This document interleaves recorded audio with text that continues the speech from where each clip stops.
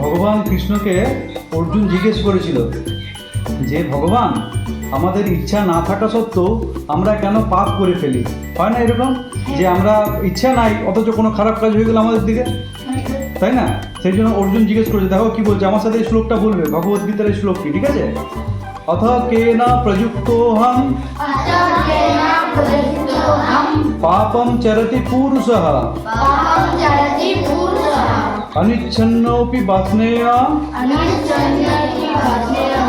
বলাদিব নিয়োজিতঃ।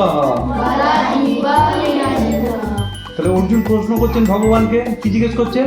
যে আমরা ইচ্ছা না থাকা সত্ত্বেও কেন পাপ করে ফেলি, ভুল কাজ করে ফেলি, তাই না? আমরাও করে ফেলি, কিন্তু কেন করে ফেলি? দেখো ভগবান কি বলছে। শ্রী ভগবান উবাচ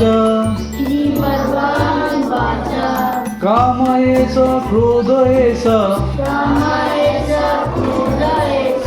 রজগুণ সমুদ্ভবঃ মহাসানো মহাপাপ্মা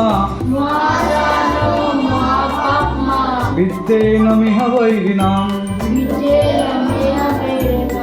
তাহলে ভগবান কি বলছে? ভগবান বলছে যে দেখো, আমরা কি হয় না, আমার ধরো কোনো কিছু চাইলাম, সেইটা যদি না পাই তখন কি হয়?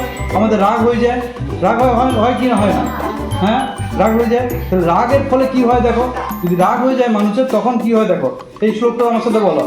ক্রোধাৎ ভবতি সম্মোহা সম্মোহাৎ স্মৃতি বিভ্রমঃ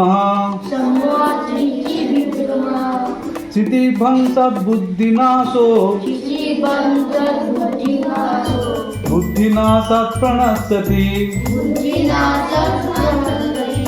তাহলে রাগ হলে কি হয়?